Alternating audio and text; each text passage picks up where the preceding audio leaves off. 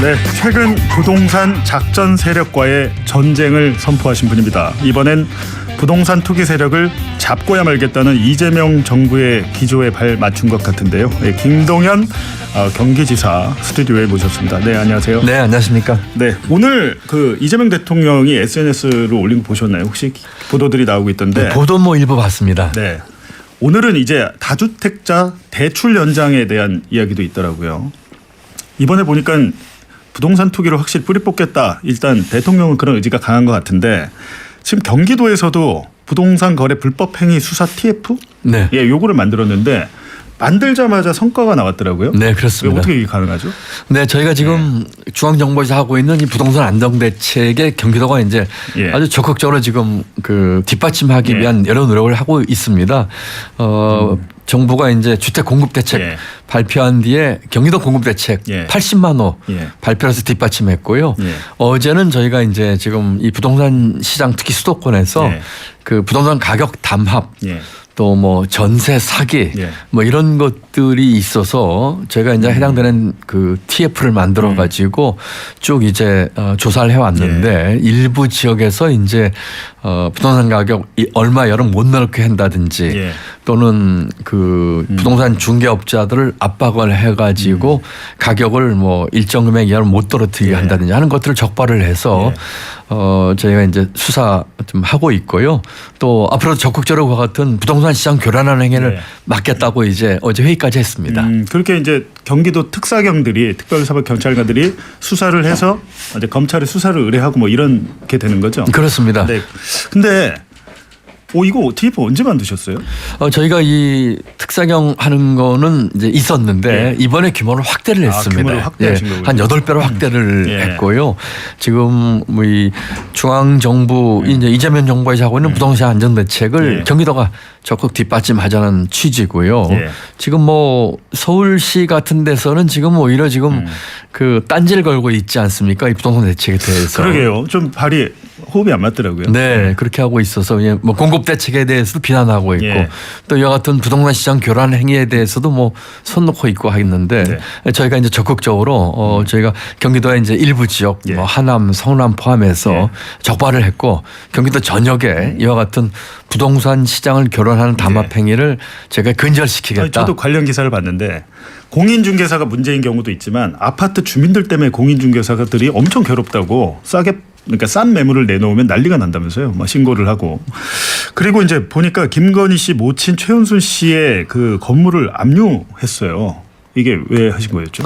그 지금 지방세 그 체납에서 지금 최은순 씨가 지금 1위입니다. 그러니까 전국 1등이더라고요. 네, 전국 1등입니다. 그렇기 때문에 저희가 전국에 있는 이 최은순 씨 그 부동산 물건이 21건인데 전부 압류를 시켜서 이와 같은 체납 행위를 좀 근절시키기 위해서 압류를 했고 그 중에 한 건 서울 소재하는 건물을 저희가 공매에 들어갔는데 그랬더니 한 20억 넘게 체납이 됐는데 며칠 전에 13억을 지금 납부를 하고 나머지는 납부하겠다는 지금 연락이 왔습니다. 지금 보니까 그러니까 과징금 체납액이 25억인데 13억 원을 일부 납부를 했는데 이렇게 되면 공매로는 안 넘어갑니까? 일부 납부하면?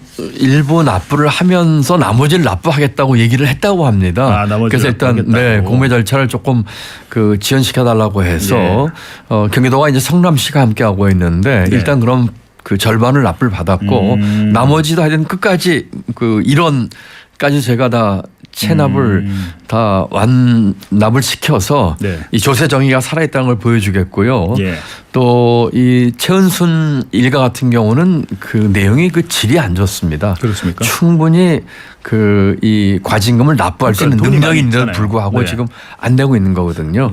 그래서 저희가 그 최은순 특별법도 지금 저희가 정부에 건의를 했고요. 이와 같은 걸 막기 위해서 그 또 이 최은순 일가의 이 일종의 그 가족 비즈니스를 이 권력을 이용해서 한 것을 저희가 반드시 근절시키겠다는 생각으로 같은 조치를 취했습니다. 경기도 양평군에서 이루어졌던 뭐 아파트 건설이랄지 여러 가지 뭐 토지 변경, 지목 변경이랄지 그런 것들이 있는데 그런 건 좀 조사해볼 용의는 없으세요?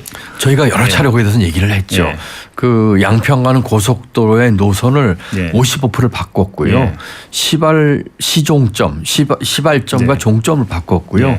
이와 같은 것들은 권력이 개입하지 않고는 예. 할 수가 없는 일이기 예. 때문에 누가 왜 어떻게 이런 일을 했는지를 밝히라고 윤석열 정부 때 아주 네. 그 당시 이제 국토부와 맞서가지고 예. 이야기를 했고 고발도 여러 건 했었고 지금도 이제 원안대로 하자는 주장을 하면서 우리 이 양평 군뿐만 아니라 경기도 이 양평 고속도로 문제를 해결하자는 얘기를 하고 있습니다. 근데 1차 특검에서도 양평 고속도로 문제는 조사를 하다가 말았더라고요. 그 부분을 대해서 깊게 들어가지 못했는데 알겠습니다. 그 경기도 소방 공무원들, 저 경기도 소방공무원 하면 김문수 전 지사 생각나는데 네. 나 김문수인데 이렇게 네. 전화했는데 네. 이 소방공무원들은 각 지자체가 뭐 그렇습니다. 수당이나 이런 월급을 주는 겁니까? 예산을 그렇습니다. 들어서? 아 중앙정부가 아니군요. 중앙정부도 뭐 일부 하긴 합니다만 하고. 지방정부가 책임을 지고 있고 그렇군요. 그러니까 소방, 경기도 소방대원이 12,000명이나 있습니다. 예. 네.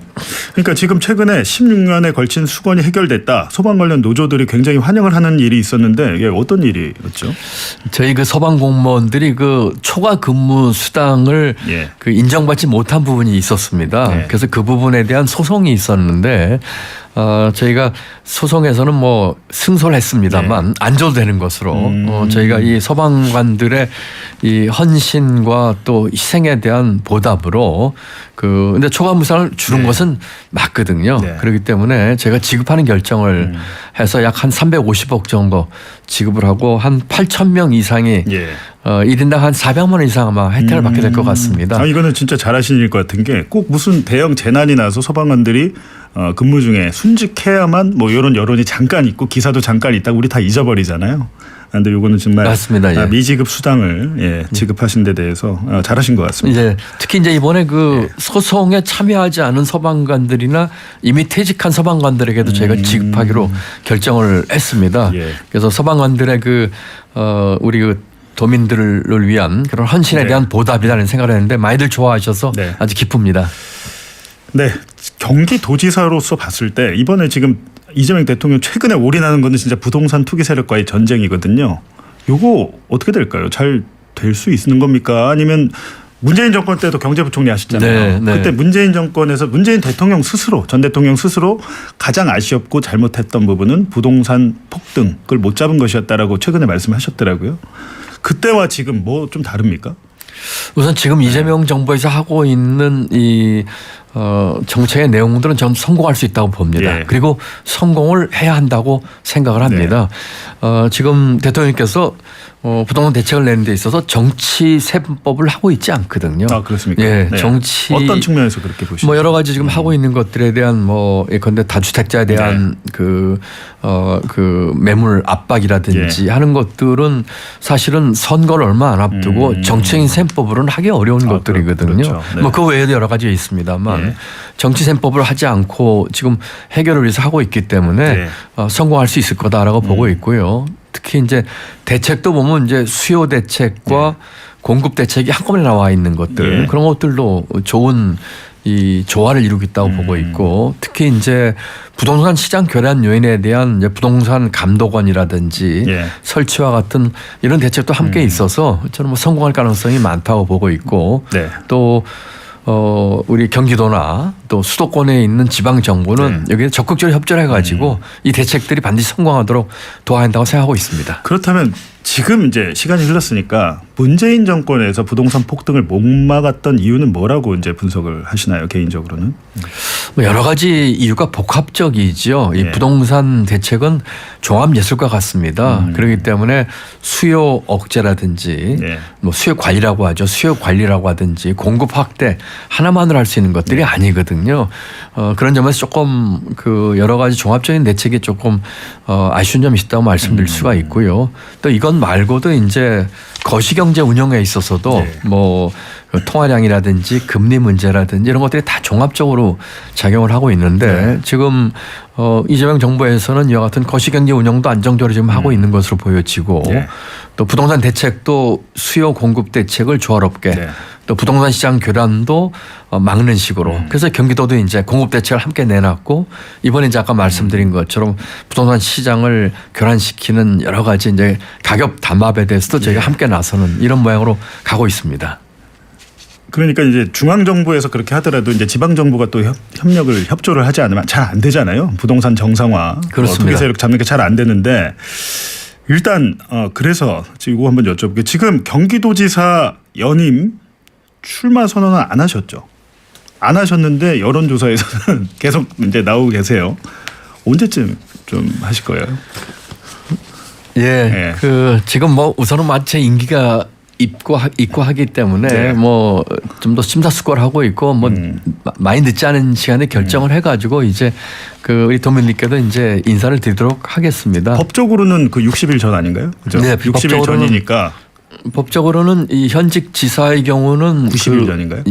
그 따로 미리 이제 그만두는 그런 건 제가 없는 걸로 알고 있고 다만 이제 선관위에 예비 후보 등록을 하게 되면 지사 직무가 정지되는 것으로 알고 있습니다. 아니 어찌 됐든 이제 그 여론조사를 하면 뭐 1등 했다가 2등 했다가 막 그러시는데 구체적인 제가 여론조사는 언급을 하지 않겠습니다만은 이제 계속 이제 추미애 의원과 함께 1, 2등을 엎치락 뒤치락 하는데 지금 출마 선언 안 하셔가지고 제가 어디까지 여쭤봐야 될지 모르겠는데 네. 만약에 출마를 하신다면 경선이 중요하잖아요. 이제 그렇습니다. 후보가 되는 게 중요하기 때문에 먼저 만약에 이제 경선 후보로 나간다면 누가 제일 껄끄러 오세요? 지금 우리 민주당 내에서요. 네, 민주당 내에서. 민주당 내에서 지금 한 5분 정도 후보로 거명되고 계신데 다 뭐 훌륭한 민주당의 자산이시고요. 다 훌륭하신 분들이어서 뭐 어느 한 분 하나 뭐 소위 볼 수 없는 분들이시죠. 저는 뭐 그 지금 여론조사 결과 이렇게 말씀을 우리 앵커께서 말씀해 주셨지만 이제 민심 앞에서 겸손해지고 아주 절실한 마음으로 그 호소드리도록 하겠습니다. 그러니까 경선은 민주당 내 경선은 민심도 중요하지만 당심, 당원들의 마음도 한 50%가 들어갈 텐데 최근에 보니까 작년에도 그렇고 민주당 당원들에게 사과를 한다 이런 말씀을 몇 차례 하셨었어요. 왜 이런 사과를 이제 계속 하고 계신 건지.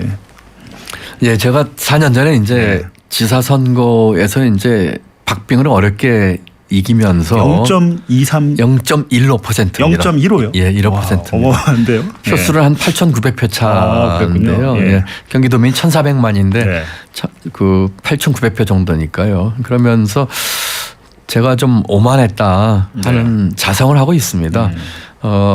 제가 그 여러 가지 갖고 있는 이런 것들로 인해서 좋은 결과가 나오지 않아 생각을 했는데 사실은 이제 많은 당원 동지 여러분들이 도와주셨고 정말 머리 허연 우리 당원 동지가 당원 동지께서 제 유산에 와서 도와주시고 많은 그런 도움을 주셨는데 제가 그 우리 식구 또는 동지 의식이 좀 부족했다 그런 측면과 또 당선되고도 보다 좀 포용성 있게 우리 당원들의 그런 뭐 도와주신 것에 대한 저의 그 보답이나 이런 것이 좀 부족했다는 측면에서 제가 이제 성찰하는 마음으로 그런 반성을 했고요. 또 지사가 되고도 뭐 이런 당심과 또 당원 동지들의 그런 것까지를 않는 그런 정치인이라기보다는 관료로서 이제 효율성이나 또 이런 속도감이나 이런 것에 좀 추징하지 않았나 이제 반성을 하면서 그런 성찰을 했습니다. 또 중간에 또 뭐 제가 뭐 배은망덕하다 이런 얘기까지도 들어서 그러니까요. 처음에는 제가 그 말을 듣고 굉장히 개인적으로 서운하고 유시민 작가가 했던 그 제가 아예 어려운 이 지방선거에서 이겼는데 저렇게 말씀하시는가 했는데 나중에 이제 돌이켜 보니까 그런 이야기를 들을 수 있는 측면도 제가 있을 정도로 제가 성찰해야겠구나 하는 생각을 하고 특히 작년에 이제 재작년에 이제 내란과 경선 거치면서 제가 이제 마음가짐이 많이 달라졌습니다. 우리 당 또 우리 대통령 성과급금 하는데 앞장을 서야 되겠고 우리 그 식구 또 우리 동지 그런 의식을 조금 더 갖도록 노력해야 되겠다는 성찰을 하게 됐습니다. 지난 4년간 이제 경기도지사로 재직하시면서 내가 이거는 진짜 잘했다, 자랑하고 싶다 이런 게 있습니까? 많이 있습니다. 많이 있습니다만 저는 해결사 역할을 톡톡히 하지 않았는가 그렇게 생각을 합니다. 뭐 최근에 있었던 일만 얘기를 들자면은 제가 투자 유치를 대내외에서 100조 이상 하겠다는 거를 작년 가을에 초과 달성을 했고요. 또 최근에는 용인 그 반도체 클러스터의 전력망 공급 때문에 이제 고민이 많았는데 저희 그 지방 도로 까는 계획 그 지하에 그 전력망 공급 계획도 세웠고요. 그러므로 이제 그 일반 3단에 이제 하이닉스에 들어가는 전력망은 이제 해결했던 그런 점도 있었고요. 근데 이제 교통방송이니까 최근에 이제 서울에서 이제 그 시내버스 파업 문제 있을 적에 제가 선제적으로 경기도에서 서울을 출퇴근하는 그런 그 노선에 대한 이 예비 차량의 뭐 공급이라든지 대책을 통해 가지고 빠른 대처를 했다든지 하는 식으로 해서 문제 해결사의 역할을 많이 했다 이렇게 자부하고 있습니다. 저도 재작년까지 경기도에 살았는데요. 고양시에 살았는데 사실은 어떤 생각이 드냐면 경기 북부 주민들은 남부에 대해서 상대적인 박탈감이 굉장히 큽니다. 경기 성남시나 용인시 같은 데는 어마어마하잖아요. 인프라도 그렇고 강남과의 접근성도 그렇고. 근데 사실은 북부는 많이 소외돼 있는데 여태까지 역대 경기도지사들 다 북부 신경 쓰겠다고 했는데 막상 안 되거든요. 근데 경기 북부특별자치도 이런 말씀도 하셨던 것 같은데 북부에 대한 그런 뭐 왜 그렇습니까? 이게 실제로 뭐 경기 연천, 동두천, 포천 이런 데 정말 어렵거든요. 맞습니다. 경기 북부의 인구가 360만입니다. 그리고 남부와의 그 불균형이 심해서 저는 이 경기 북부에 신경을 많이 썼고 경기 북부 대개조 프로젝트를 통해 가지고 크게 세 가지 측면에서 접근을 했습니다. 하나는 이제 인프라 확충이고요. 이제 교통 문제 포함되는 거고요. 또 두 번째는 그 기업 유치라든지 또 각 권역권에 맞는 이 특별한 이제 개발 프로그램들 하는 것들이 되겠습니다. 이런 식으로 해서 북부 쪽에 이제 그 보다 많은 자원과 발전이 이루어지도록 하는 노력을 많이 기울였고요. 최근에 이제 해결한 문제 중에 하나가 예를 들면 북부와 관련되는 거는 뭐 일산대교 그 무료화 문제가 있었는데 그러게요. 네, 그 문제도 7기 때 이제 이재명 전 지사가 했던 일인데 결국은 이제 다시 법원에서 틀었죠. 네, 틀었습니다. 무료화했다가 법원에서 무료화하면 안 된다 그래서 다시 유료. 왜냐하면 제가 김포 갈 때 그걸 많이 탔습니다. 맞습니다. 일산에서. 그래서 이제 금년 1월 1일부터는 저희가 반값 무료화를 일단 시행을 반값으로. 했고. 그나마 반값도 괜찮죠. 반값은 이제 경기도가 저희가 부담을 했고요. 아마 다리 하나 건너는데 1,200원인가 그러니까 1,200원입니다. 왕복이면 2,400원 너무 비싸요. 지금 600원만 내시면 되고요. 그렇습니까? 그리고 나머지 반은 원래 그 국가와 그다음에 해당 시군이 반을 부담하는 걸로 기획을 했는데 그게 아직 실행 안 됐고요. 경기도부는 1월 1일부터 시행을 해서 지금 이제 반값으로 떨어졌습니다. 나머지 반도 이제 빠른 시간 내에 조치할 수 있도록 하겠고 북부 주민들의 이와 같은 생활 불편이나 또 개발을 위해서 더 노력을 앞으로도 많이 할 예정입니다. 그거는 재선이 되셔야 하실 수 있겠네요. 한준호 의원이요. 경기도에서 이제 출마 선언을 했고 최근에 이제 출마 선언하면서 김동연 경기도지사가 이재명 경기도지사의 정책들을 계승하지 않았다. 예를 들면 아까 경기 북부 특별자치도 이런 것도 말이 안 된다. 이렇게 강하게 비판을 했는데 알고 계시죠? 자세한 내용은 보지는 못했는데요. 아마 그거는 우리 한 의원께서 좀 오해가 있지 않은가 싶고요. 왜냐하면 저희가 민선 8기 제가 있을 때가 그 7기 이어달리기를 한 것들이 굉장히 많습니다. 그러니까 7기 때에 전임 지사가 했던 것을 제가 이어받아서 한 것들이 뭐 예를 들면은 극저신용 대출 2.0 정말 어려운 분에게 이재명 지사 시절에 그 500만 원까지 대출해주는 사업을 했는데 보수 언론에서 엄청 비난했거든요. 저희가 그걸 2.0으로 해서 지금 이어달리기를 하고 있고요. 또 지금 청년 기본소득 같은 거나 또 농어촌 기본소득도 청년 기본소득 도의회에서 깎은 거 작년 연말에 제가 다시 살렸고 또 농촌 기본소득 같은 경우는 저희가 오히려 확대해서 하고 있어서 이어달리게 하고 있고 또 조금 전에 예를 들은 일산대교 무료화 같은 것도 7기 때 하려고 했던 걸 제가 8기에 지금 일단 절반부터 하면서 실천을 하고 있거든요. 그렇기 때문에 저희가 지난 전임 7기 때에 이은 이어달리기를 열심히 하고 있다고 생각하고 있습니다. 경기도에서 예전에 이제 이재명 경기도지사가 했던 그 정책 중에 하나가 그냥 드림센터라고 그 생필품을 그냥 무상으로 지급하는 그때는 또 코로나 이 시기이기도 해서 정말로 일용직 노동자, 일용직 일감 없어가지고 최근에 이제 대통령이 충북의 그냥드림센터 방문해서 계란 훔쳐먹고 감옥 가서는 안 되잖아요. 이 얘기를 네. 했는데 그때 경기도지사 재직할 때 대통령이 그 사건이 있었어요. 네. 구운 계란 18개를 네. 고시원에 사는 일용직 노동자가 네. 5,400원입니다. 훔쳤다가 징역 2년에 처할 뻔했는데 공교롭게도 그때 제가 그걸 보도를 했었습니다. 아, 그러셨군요. 그래서 그냥드림센터가 굉장히 많이 확대가 됐는데 네. 이런 정책도 계속 이어지고 있는 건가요? 네, 그래서? 그렇습니다. 지금 그 이 대통령께서 그 충주에 가셔서 그 좋은 예. 말씀을 하셨더라고요.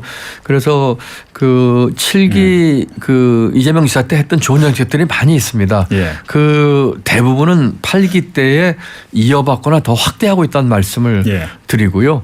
또 그것 외에도 8기 때 새롭게 하면서 했던 정책들을 그 이재명 정부 들어서면서 국정기획위원회에서 받아가지고 예. 전국도로 확대한 정책들이 또 많이 있습니다. 네. 4.5일제, 주 4.5일제라든지 또는 기후와 관련된 여러 가지 정책들이라든지 이런 것들은 8기 때 한 거를 또 새 정부에서 또 전국적으로 확대하겠다고 해서 네. 첫째로는 7기 전임지사 때 했던 것을 이어달리기. 두 번째는 8기 때 했던 것들이 이재명 정부에 들어서 전국적으로 확대하는 이런 것들을 하고 전국적으로. 있어서 아주 좋은 시너지 효과를 내고 있다고 생각을 합니다. 그러니까 만약에 연임에 성공한다면 내가 이것만큼은 반드시 이 연임 기간 동안 해야겠다 이런 정책들도 있나요? 우선은 아까도 제가 우리 당원들과 우리 당심의 얘기를 했습니다마는 우선은 이 모든 것들이 그 우리 국민주권정부 이재명 정부의 성공을 위한 것이기 때문이라고 네. 생각을 합니다. 그래서 앞으로 되는 민선 9기에서도 이재명 정부 성공을 위한 국정의 제일 동반자로서 경제 역할을 예. 충실히 해야 되겠다.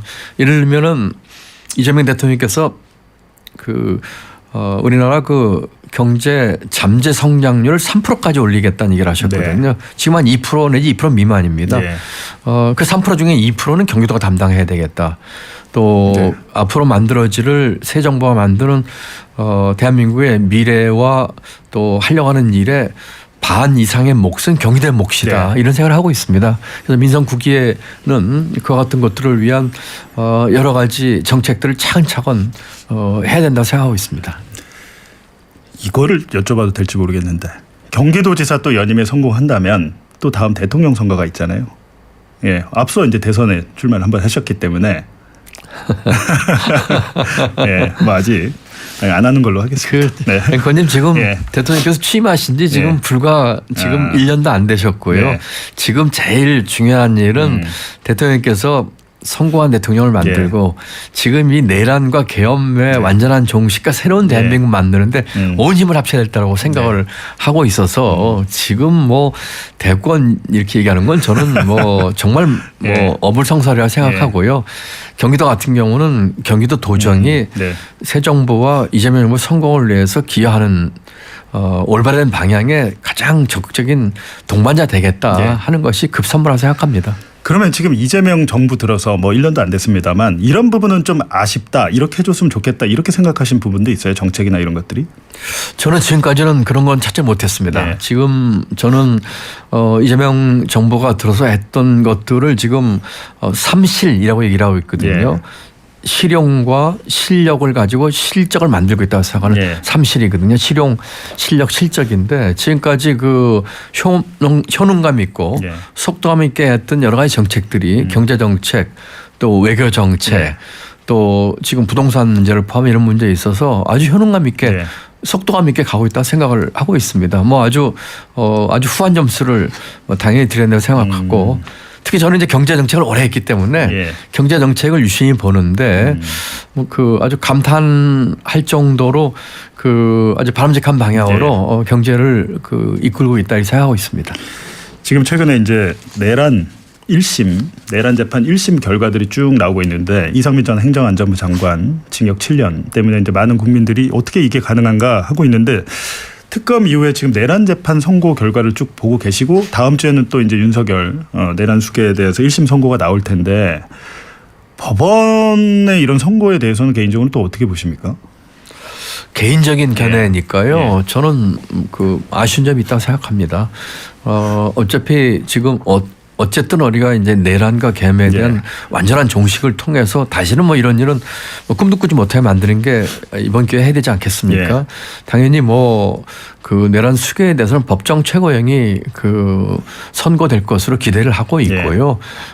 이번에 뭐 이상민 장관 같은 경우에 나왔던 형에 대해서는 좀 의아하게 생각을 하고 있고 확실한 그 일벌 백계와 또 이와 같은 것들이 다시는 일어날 수 없게끔 꿈도 꾸지 못하게 하는 그 단죄가 이번 기회에 법원에서 이루어진다 생각하고 있습니다.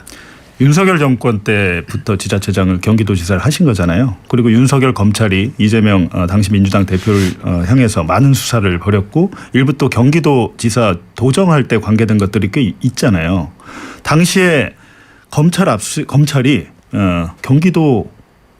경기도청 압수수색 엄청 했던 걸로 기억이 되는데 그때 기억나시죠? 그럼요. 저희 경기도청이 14번 압수수색을 받았고요. 14번이요? 예. 그리고 심지어는 장기간 동안 그 옆에 회의실 같은 데에 상주하면서 그 수사 내지는 압수수색을 했고요. 심지어는 제 방도 압수수색을 했습니다. 예. 그래서 제가 문을 걸어 잠그고 문을 부수고 들어가라 이렇게 저항도 하고 그랬었거든요. 윤석열 정부 기간 동안에 경기도는 윤석열 정부의 역주행에 가장 적극적으로 맞섰습니다. 그러니까 일각에서는 김동연 도지사가 검찰 수사에 협조한 거 아니냐 이렇게 또 주장하는 사람도 있어요. 전혀 반대고요. 전혀 반대고요. 아 문을 부수고 들어가라. 문을 부수고 들어가라까지. 그 기사도 본 것 같습니다. 예, 그런 얘기를 했었고요. 그리고 제가 여러 차례 그 공개적으로 또 언론 앞에서 윤석열 정부 검찰 수사의 그 불법성과 또 이 그 아주 그 뭐라고 할까요? 이거 아주 뭐 악랄했던 그런 것들에 대해서 공개적으로 비난을 했었고 맞섰죠. 또 계엄이 선포되던 날은 그 도청을 봉쇄하러 하는 지시를 그 자리에서 제가 즉석에서 거부하고 가서 이제 우리는 옥사하겠다는 마음으로 들어가서 회의를 하면서 이거는 불법 쿠데타라고 이제 이야기를 했었고요. 그래서 가장 강력하게 맞섰죠. 결국에는 그런 오해다, 잘못된 허위 사실이다 그 말씀. 그렇습니다. 꼭 한번 여쭤보고 싶더라고요. 오늘 말씀 감사드리고요. 조만간 또 다시 한번 모시겠습니다. 네, 감사합니다. 김동연 경기도지사였습니다.